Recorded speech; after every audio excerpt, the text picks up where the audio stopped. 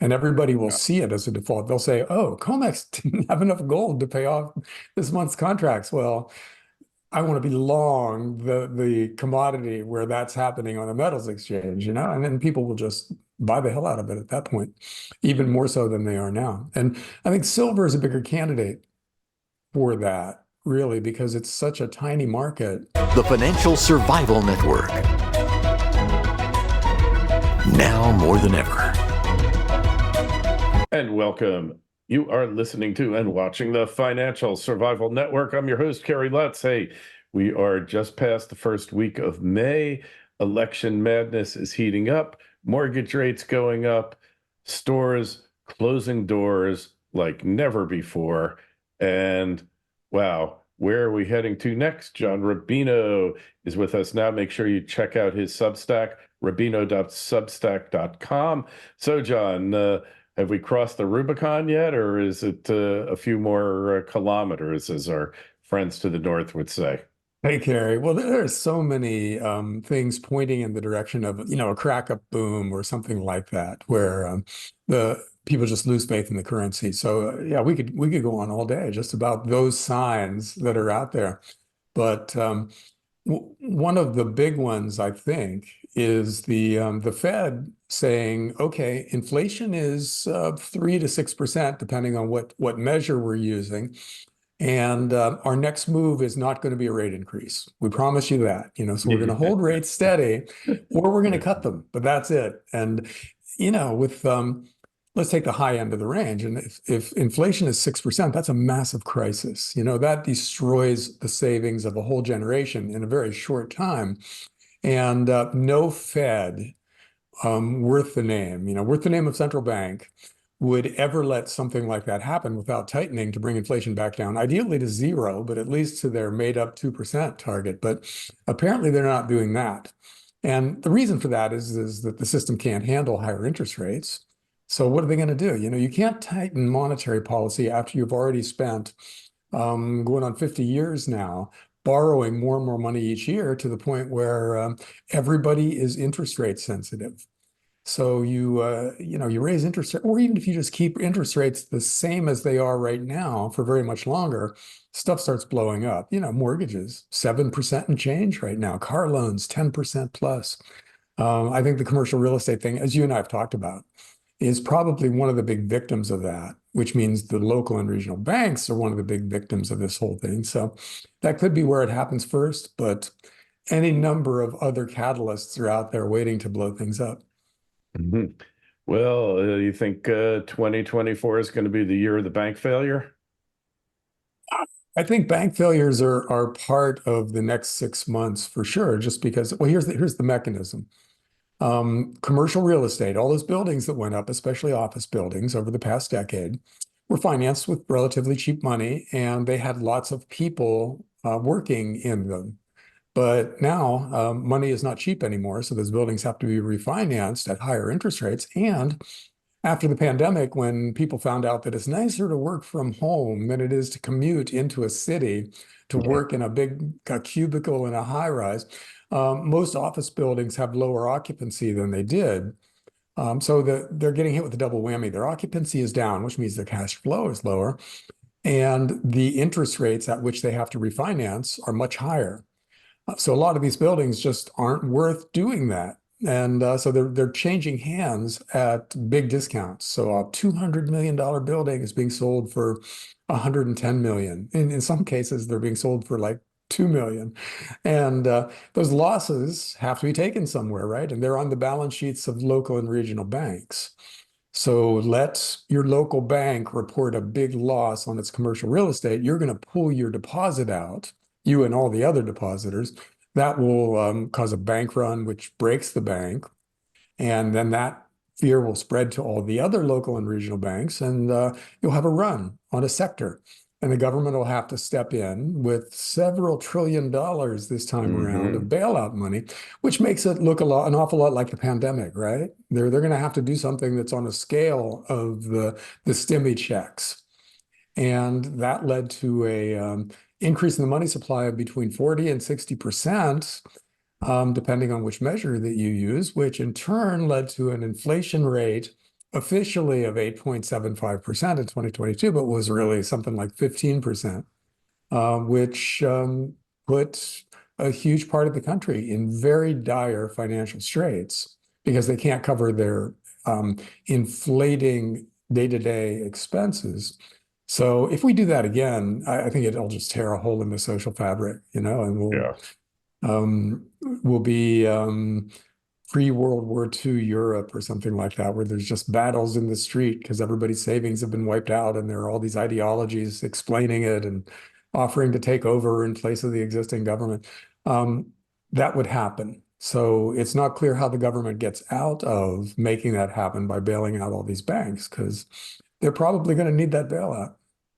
Hey, maybe that explains why the world's central banks now hold 35% of the world's gold, whereas a decade ago they held 4%, John. Well, and it's interesting which central banks too, because it's not the US buying gold, and it's not it's not Western Europe, it's Eastern Europe, China, Russia, and India, and Turkey, and then a few other countries. But they're buying the hell out of gold, really, because those central banks alone, not counting the individual citizens of those countries who are also buying gold really aggressively, but just the central banks bought 1,000 tons of gold in each of the last 2 years, which is a huge offtake in a market where the world's mines only produce like 4,000 tons. So it's it's 25% of the market being snarfed up by basically new buyers. And that's part of why gold has gone from $1,700 or $1,800 an ounce a couple of years ago up to 23-ish right now, and that's a nice move, but it's nothing compared to what happens if these trends continue, because it's not clear where the extra gold comes from if China and Russia and India keep on buying it. And then everybody else who normally buys gold keeps on buying too. So we could have a shortage of available metal, which causes some of the metal exchanges to stiff their futures contract customers. In other words, saying, well, yeah, you got a futures contract that's worth this much gold, but we're just going to give you cash instead, Yeah. And Well, they're allowed to do that. They are. Yeah. They're allowed to do that, but it still constitutes a de facto default. And everybody will see it as a default. They'll say, oh, COMEX didn't have enough gold to pay off this month's contracts. Well, I want to be long the commodity where that's happening on a metals exchange, and then people will just buy the hell out of it at that point, even more so than they are now. And I think silver is a bigger candidate for that, really, because it's such a tiny market, and it's already in a fairly extreme deficit industrially. In other words, solar panels and microchips, et cetera, are using more silver in a given year than the world's mines are producing. So there's a deficit. And there at least one analyst is out there saying, okay, we can cover that deficit for now, but within 2 years, we won't be able to anymore. The above ground stocks of silver will have disappeared. And then the only thing that's left is pricing to bring the deficit back into balance. So the price of silver is going to have to go way up, and that's where you get the possibility for a default on an exchange. And if that happens with silver, it's just such a tiny market. You could get like a Bitcoin level price move, where silver goes from $35 an ounce to $70 an ounce in a heartbeat, just because there's no more left. And the COMEX has defaulted, And I think that's one of the really interesting prospects out there in precious metals. The kind of world where precious metals are doing that, where they have that kind of a trajectory, is a stressful world. But I think we kind of guaranteed a stressful world in any event. So we might as well make a lot of money from our silver longs while we're waiting for the world to end, We die rich when the missiles start flying.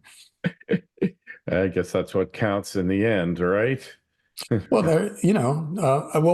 at least I have missed the other saying of live fast, die young, and leave a good looking corpse. But maybe we still have a chance at the guy who dies with the best toys wins. Wins. That's right. possible. Hey, so what about all these retailers closing their doors here, even like CVS and Walgreens. And it seems like a lot of it is from retail theft, but a lot of it is also from lack of sales, right? Slowing sales. Well, there's a couple of things going on right now at ground level in retail. One is, cities are so stupidly run. They basically legalize crime in California. Mhm. Shoplifting is legal for all intents and purposes. So, how would you like to be behind the counter at Walgreens in San Francisco or something like that when Yeah, people just walk in, start shoving things off the shelves into a backpack, and then just look at you like, do something about that, you know? And yeah. you're not going to risk your life to protect. And they would fire you And then if if you you do, you get fired, yeah, right? yeah. There's this great video out there, and I don't know where this took place, but there's a guy behind a counter somewhere, and somebody else comes in with a hoodie on. You can't see his face. He jumps over the counter, and the store clerk pulls out a knife, Yeah, I saw grabs that. that guy, and starts It was stabbing him over and very over again, you disturbing. know? It was Yeah, very well, disturbing, but a good signal to send to the world's shoplifters, though, right? Because instant karma. yeah, I mean, that's the kind of thing that has to happen in some way, some level. I mean, the shoplifters eventually will be lucky if it's just knives, right? Because somebody's going to pull out a shotgun at some point. There's going to be a video of somebody just blowing a thief in half. And I'm not saying I want that to happen, and I'm not saying the thief deserves to be blown in half, but you kind of lose control over what you get to Hey, say you deserve when you do stuff like that, you know? hey, And but that's going to be on YouTube, and that alone, that one video, will lower the incidence of shoplifting dramatically. And I think with governments having abdicated their role in controlling crime, maybe the vigilante sector is going to have to do it for governments. I don't know. But I think that's an inevitability. And that knife video, um, the thing is, we don't know if that guy with the knife is now serving 100 years in prison well, or something like that, which kind of I takes don't think away it the was in New impact of it. York. Yeah, I if it don't was think in it New was. York, they would lock that guy up in a heartbeat. Yeah. Yeah, the bodega owner guy that Trump went to visit there. That's exactly what happened. He killed the guy who tried to hold up the store and was threatening to kill him. He gets indicted by the same prosecutor who's persecuting, I should call him the persecutor. He's persecuting Trump.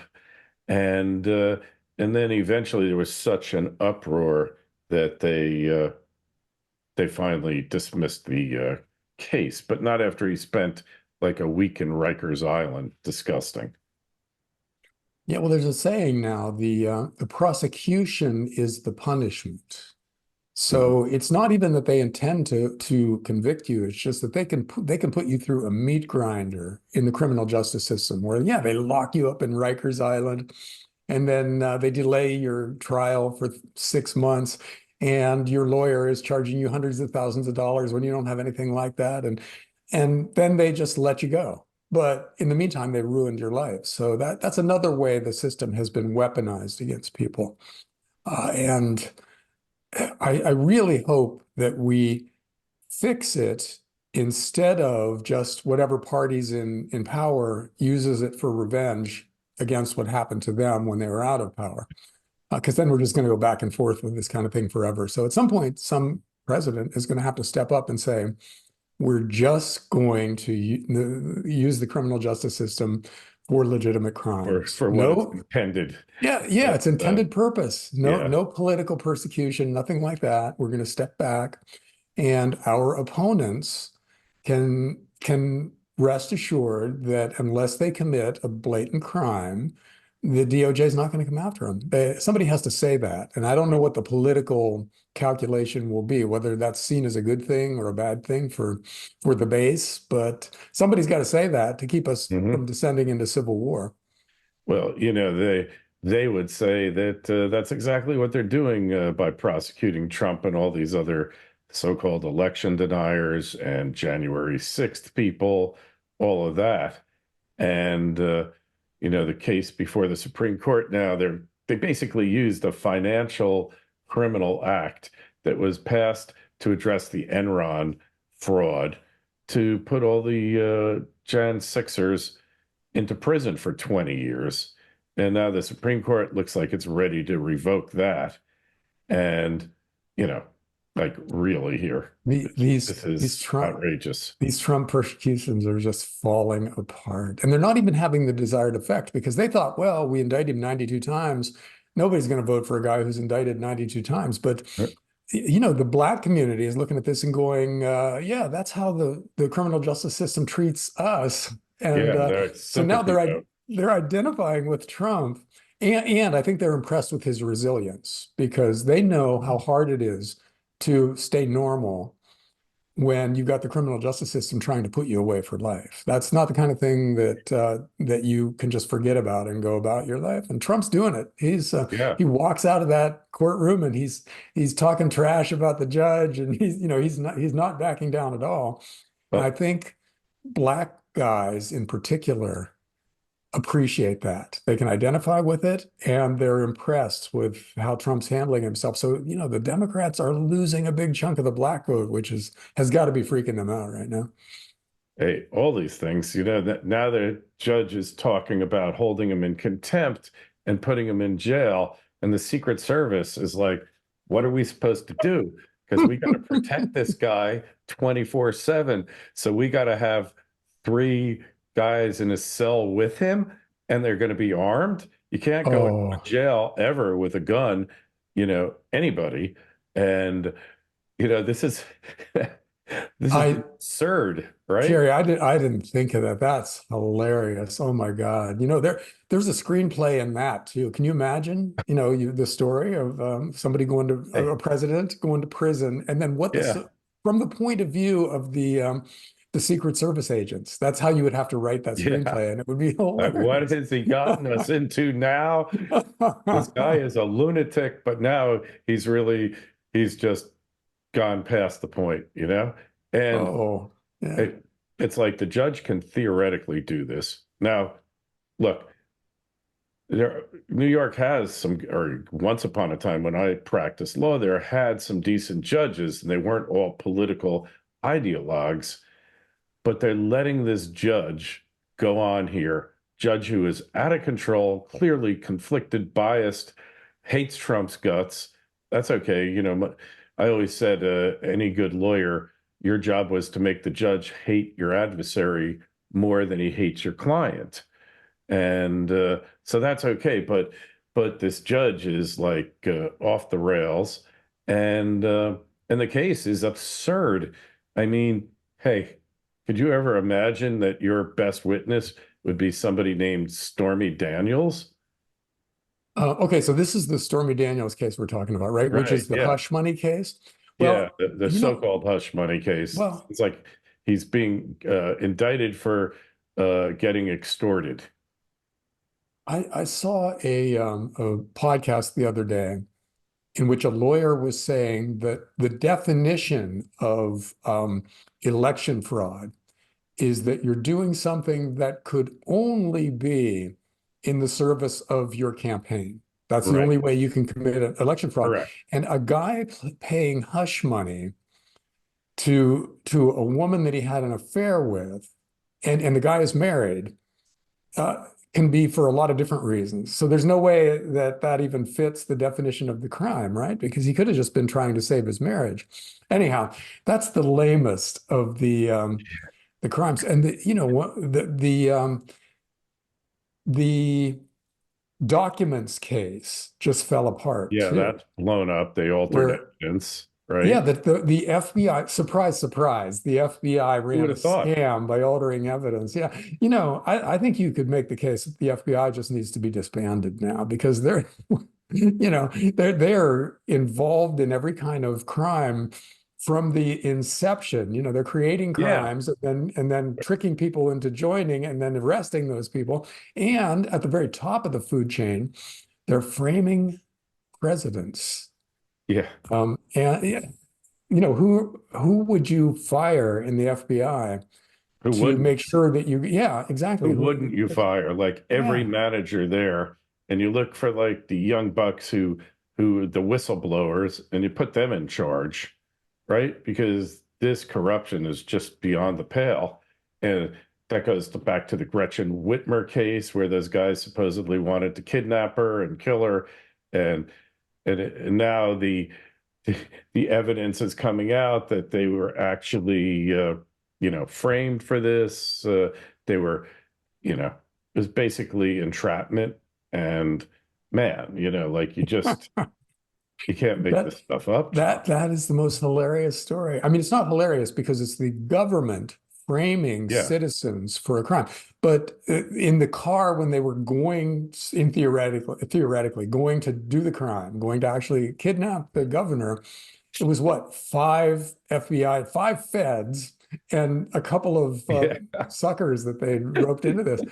Oh yeah, God. And we're a banana republic right now. And the fix is really not clear because it's institutional. It's from beginning to end, top to bottom in these organizations. And I'm liking Vivek Ramaswamy's plan of just on day one firing 70% of the bureaucracy and just do it alphabetically. Everybody with S, their name begins with an S, they're out, and the T's, they get to stay. Because how else do you decide? You can't trust anybody. Yeah. Yeah, well, that was always my theory when you had like a snowstorm in Washington, D.C., because they totally can't maintain the roads there in a snowstorm. They don't know how to do it.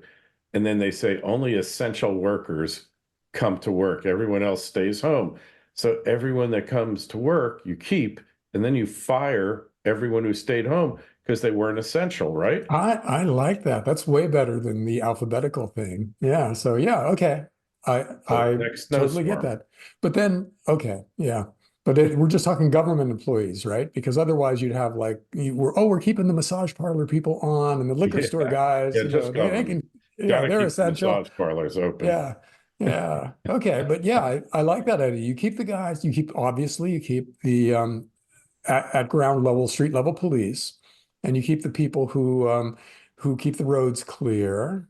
Yeah. And am I thinking of, is there anybody? Garbage collection. Garbage collectors, yeah. And snowplows, obviously, because you gotta have the snowplows there, right? Yeah, Kerry, this is good. Yeah, well, this is sort of like what the guy in Argentina did, where he just he fired half the government. Well, so now if we combine what the El Salvador guy did and the Argentina guy, because the El Salvador guy just went around and rounded up all the obvious criminals and put them in giant prisons.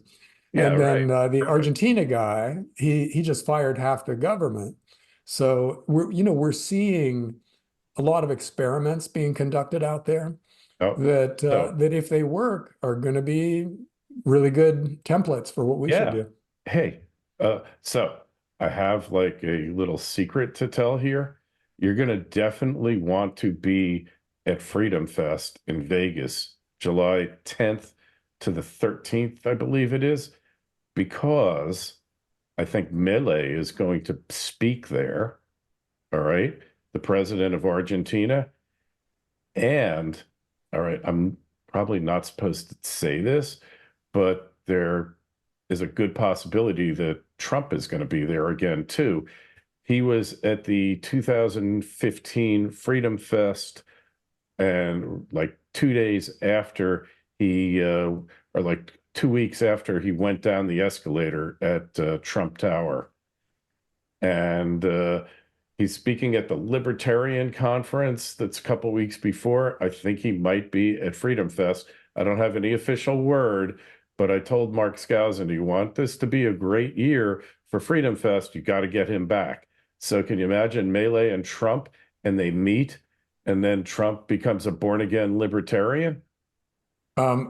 Could Trump name Milei as his vice president? Probably not, right? Because the guy's not. Well, he could do it. There's one way he could do it, like, because I think that he can just make anybody a citizen as president. So he could first pronounce that Milei is now an American citizen, and then he would be eligible to be vice president. No. Oh, to be vice president, maybe, but you can't be president if you haven't been born here. Well, I'll work for Obama. Yeah, if you could get the same forger who did Obama's birth certificate to do Milei's. I think we could do better. Yeah. Well, okay. we're probably running out of time. So one Yes. quick vice president story. The Kristi Noem thing is just too hilarious not to mention Yeah. because she writes a book in which He she shot her details dog. shooting a puppy. It wasn't even a dog yet. It was like 14 months old. So it was a Oh, puppy and it wasn't behaving. So she took it and she shot it. And then she thought, well, while I'm doing this, let me get that goat I don't like. And she brought a yeah. goat down and shot it too. And but Settling scores. here's the funny part of the story, or the really what if part of the story. Because what if Trump named her as his vice presidential pick the day before that book came out? Because he's looking at people right now. Yeah. He could have named somebody, and she was, top of the list on paper because she's gorgeous. She's Yeah. conservative. She hunts. She runs cattle and stuff like that. She's from a state that is a must carry. Yeah. Must And carry, right? yeah, yeah, Like yeah, Florida. Florida's yeah, a must carry must state carry. too. That's those are the best states. I Yeah, love not it. not not you're allowed to. You must Must. carry. Yeah, Yeah, let's yeah. But can you imagine what the news would be like today if Trump named her his VP pick 3 days ago and then that book came out? Oh, God. you know what? I think Trump would brazen it out. He'd be like, He, "Well, yeah, if dog doesn't behave, you put it down. That's it." he's not a real pet guy either, Trump. But like what is it about those people in the northern Midwest? Like she's more ruthless than Dick Cheney. I Well, don't even see that. think Dick Cheney would have done that. I mean, that's one of the things about ranching and farming is that the animals have roles to play. And as soon as they're not contributing to the bottom line, they're in some way they're killed. They get shipped off for butchering, or you just, you shoot them. That's how farming works. But that's not something that you brag about in a book when you're trying to get the suburban wine moms to vote for you. Because No, yeah, you and so shot that Rover. You yeah, killed Rover. the Hey, dog's name was Cricket. Cricket, She shot Cricket. Yeah. can you imagine? Um, when what's his name, Mitt Romney was running for president, and in his book he mentioned that he tied the dog to the top of the car when they were traveling someplace. Remember all the grief he got about that? Oh yeah. That's clueless Yeah. white privilege, right? That's just a dumb thing to do. He didn't intend to kill. There's actually a movie. I can't remember what the movie is, but they're going somewhere and they're in a hurry. And they get there and they see that the dog's leash is hanging out the window, but there's no dog attached to it anymore. So yeah, Mitt Romney, maybe that inspired that scene in the movie, what Mitt Romney did. But yeah, Yeah. um, I don't know now.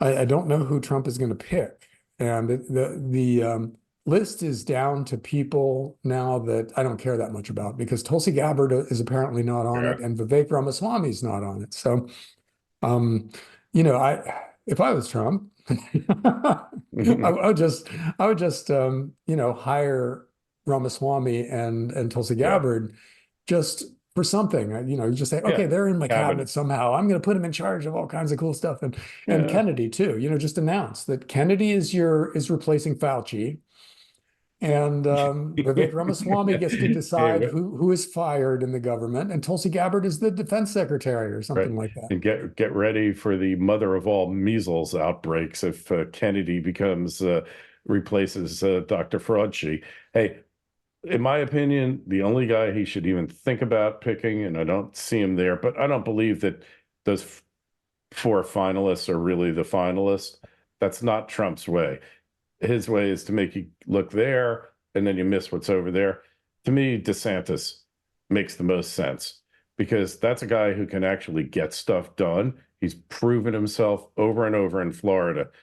It's problems he hasn't solved here, like insurance and condo crisis that's going on now. But that guy generally knows how to run stuff. And, Hey, you know, I don't believe that their fight was ever real. I think it's like Trump always needs an enemy. That's when he looks best, whether it's Rosie O'Donnell or Joe Scarborough, whoever it might be. He looks best when he's got an enemy. And I think it was all for show, political Well, theater. I'm going to take the other side of that one, Kerry, because um, DeSantis never would have gotten elected if Trump hadn't stepped in and endorsed him Oh, twice, yeah, once in the primary, once in the election. very And true. DeSantis was so disloyal. I mean, a normal person in that situation where your entire career is basically owed to this guy who helped you out, you Oh, don't boy. immediately run against him. I think DeSantis did something that Trump probably thinks is kind of unforgivable because it's so disloyal. But having said that, I think you're absolutely right. He would make a killer vice president because he can govern. He just can't campaign. Mhm. So you Yeah. take him, you put him in charge because basically what he does in Florida, as soon as there's a problem out there, DeSantis figures out a legislative fix for that problem brilliantly. Right. And Mhm. so you just do that at a national scale. Trump goes, "Oh, I don't like what's going on over there." And then DeSantis comes back in 3 days and, okay, I got Congress to agree to this law that's going to just eliminate your problem. He could do that over and over again, and I think he'd be great. Yeah. But Trump has to get over Right. the anger that he no doubt feels about this kind of stab in the back that DeSantis did. But that would be the best. That would be the best possible choice Yeah. for Trump to make. Yep, definitely. But in any event, it doesn't matter what we think. In the meantime, there's a long time between now and November, but it sure looks like they're imploding. The Biden regime, the Democrats seem to be imploding here. It looks like they're not going to get. It's possible that they will not get a single conviction out of all these made up cases that they're trying against Trump. And meanwhile, the border is still open. And World War Yeah, III is right on the verge of happening. It's astounding. If it wasn't for Roe versus Wade being overturned, yeah, they have I think nothing. there would be no choice or no chance. Mhm. The Republicans would win 100% for sure. But abortion is now implicitly on every state ballot. Yeah, And that's a huge deal. You can't, it's hard to win the suburbanites, the suburban vote, yeah. Well, if they don't like your abortion policy. but the issues of the unbridled, open borders, the crime, and the wars, I think could eclipse that issue. You would think that it would. And, Trump's, I guess he's handling it pretty wisely because he's saying, look, the states are going to figure this out. Okay. Because half the Republicans apparently want to impose a national ban on Yeah. abortion. Mhm. They want to make California and New York abortion free. Oh God, that would be an insane thing to do. But Trump is like, no, no, states are going to handle it. We got rid of Roe versus Wade, just like you Christian conservatives wanted. Now you have to back off Yeah. while we let the states handle this. Do not try for a national law It's on nuts. abortion.